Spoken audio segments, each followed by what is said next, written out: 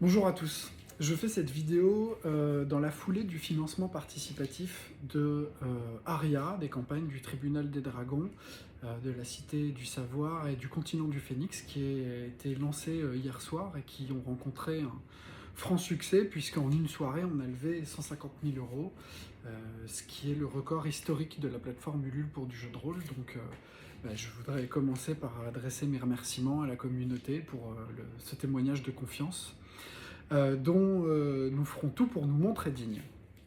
Alors, je fais cette vidéo parce que j'ai vu sur Twitter et sur le chat qu'il nous a été demandé de préciser la position des éditions Eldercraft quant à l'utilisation d'IA dans les illustrations. Et du coup, je veux vous répondre en vidéo, tout simplement pour avoir peut-être un petit peu plus d'espace que sur un tweet ou un post de réseaux sociaux pour pouvoir répondre à cette question. Alors pourquoi? Parce que mon opinion, elle n'est pas nécessairement safe d'un point de vue communication parce qu'elle est nuancée.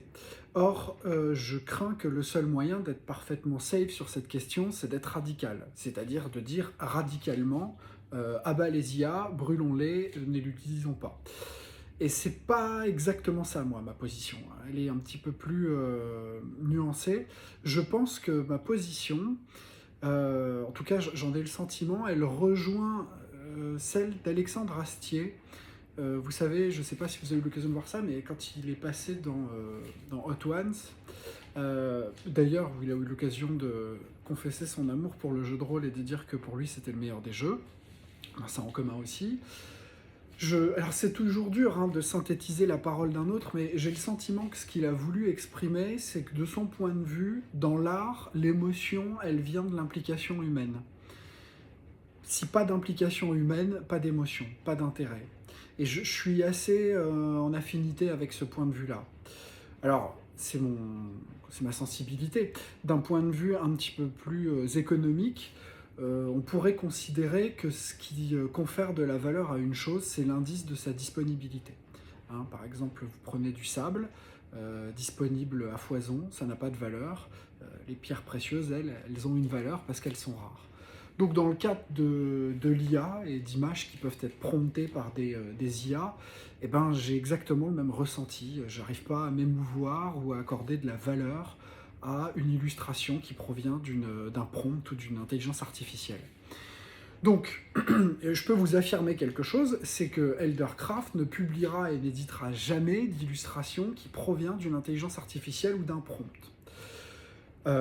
Et à travers cette affirmation, je ne joue pas avec les mots, c'est-à-dire que quand je dis ça, j'inclus évidemment le fait que si un illustrateur prompte une illustration d'un personnage et qu'avec un pinceau il vient lui dessiner des lunettes et une moustache et qu'il change la couleur de sa veste, même combat, on est d'accord. Voilà.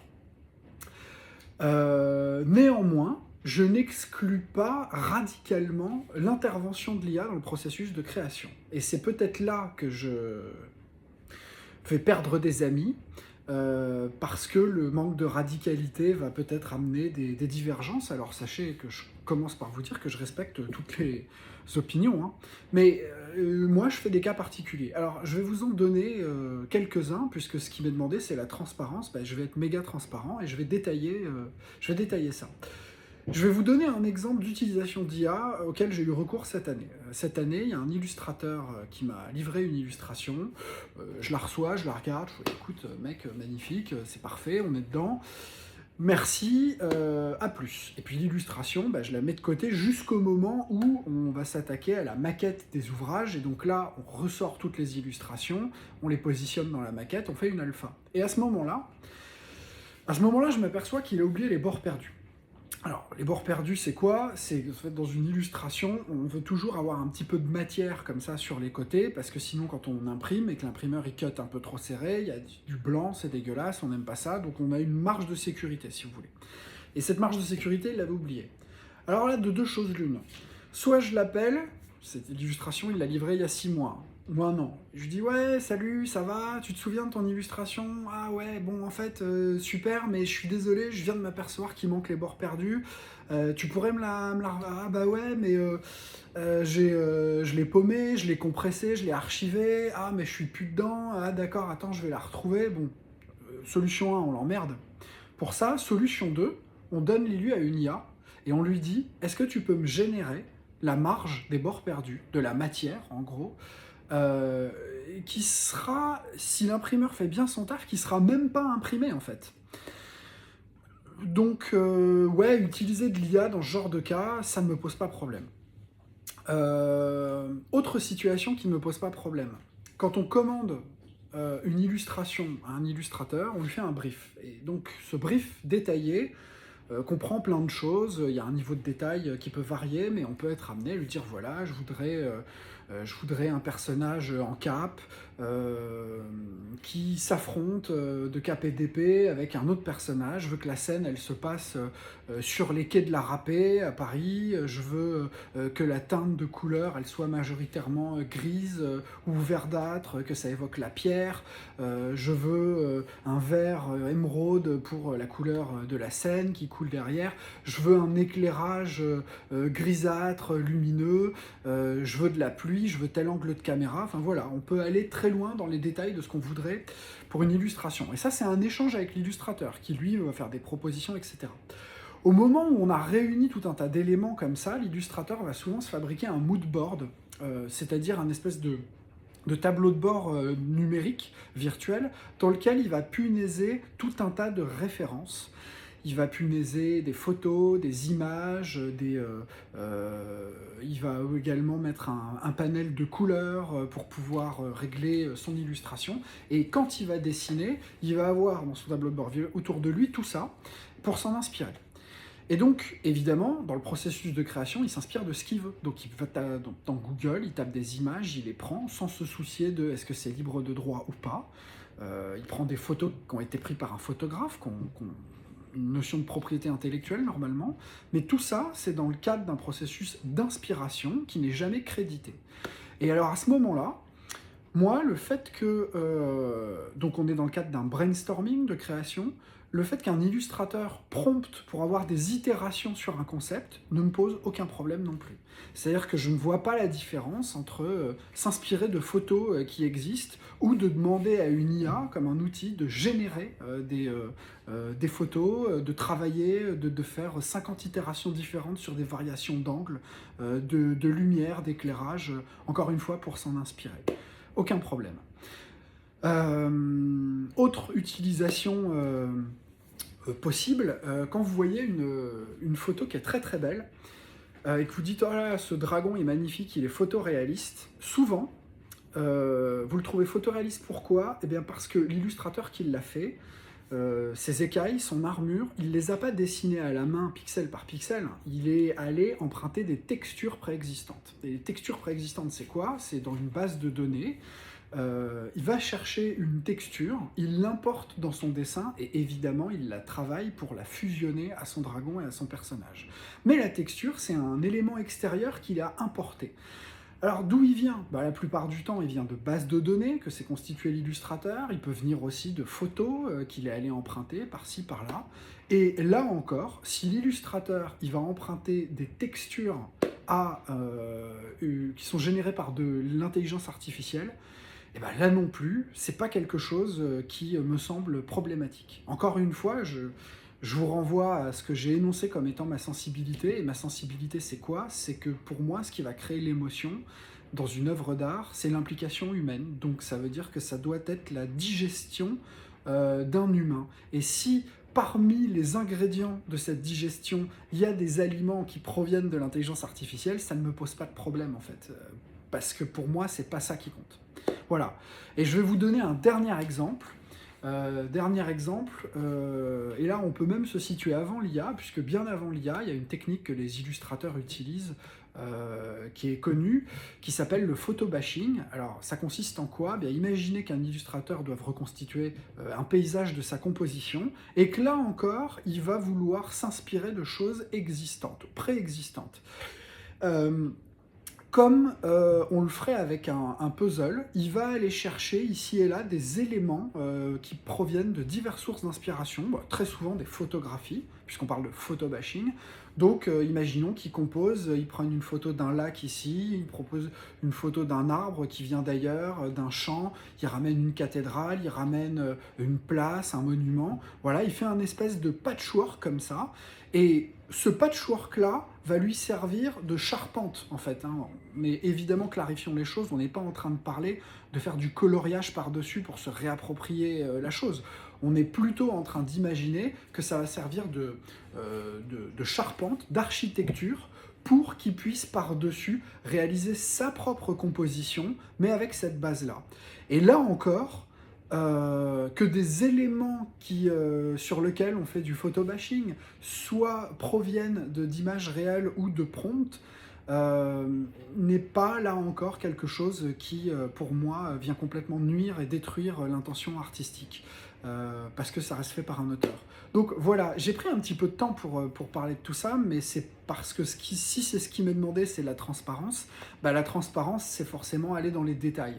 Donc, toutes ces utilisations-là ne me posent pas problème. Et enfin, pour continuer d'être transparent, ce que je veux vous dire, c'est que moi, si sur le principe, évidemment, l'IA, je préfère éviter le recours à l'IA le plus possible, aucun éditeur sérieux peut vous regarder dans les yeux et vous jurer que l'illustration qu'il publie ne contient absolument aucune influence ou co-utilisation d'IA, tout simplement parce que les éditeurs ne sont pas derrière les illustrateurs quand ils bossent. Les illustrateurs, la plupart du temps, ils travaillent chez eux et ils ont des checkpoints avec leur éditeur pour montrer le degré et l'évolution de l'illustration, mais le processus de création d'une illustration, il appartient à l'illustrateur et l'éditeur, il n'est pas derrière. Donc on ne peut pas assurer avec certitude qu'il n'y a jamais eu à un moment donné voilà, une influence ou une intervention avec un zeste d'IA là-dedans.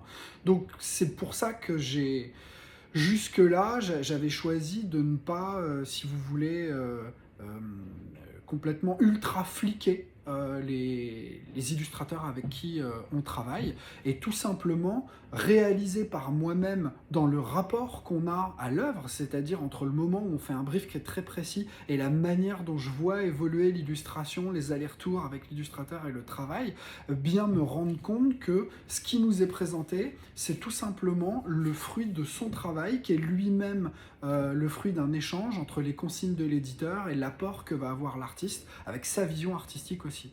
Bon. Donc, j'espère que j'ai été clair là-dessus. Je veux à nouveau affirmer que une illustration faite par une IA n'a pas sa place dans une publication chez Eldercraft, n'a pas de pertinence artistique et n'a pas de valeur à mes yeux. Mais pour autant, je ne veux pas envoyer au bûcher de manière systématique tout ce qui concerne de près ou de loin l'IA, parce que je pense qu'il peut y avoir de la nuance. Voilà. En tout cas, je ne vous demande pas d'y adhérer, mais je vous ai partagé, parce que vous l'avez demandé, mon opinion sur le sujet. Je veux aussi vous dire un autre truc, c'est que je constate que c'est de plus en plus, c'est un sujet sur lequel il y a une demande de transparence et de clarté.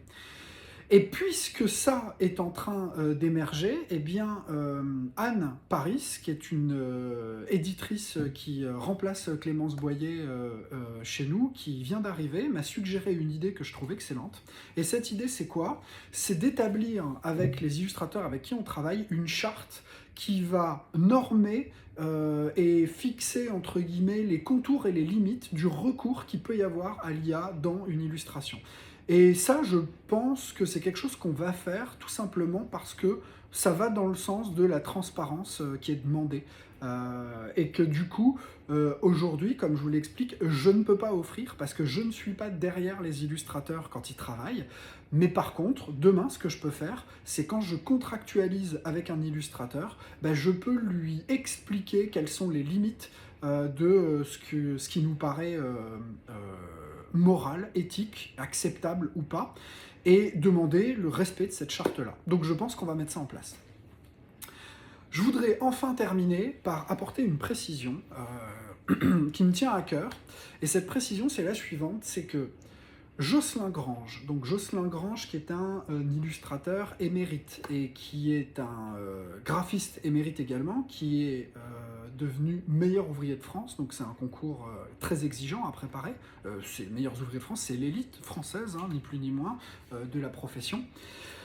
Il y a une énorme confusion que j'ai pu voir à plusieurs reprises sur les réseaux autour de son travail et que je voudrais absolument clarifier. Et cette confusion, c'est souvent Jocelyn Grange égale utilisation d'intelligence artificielle.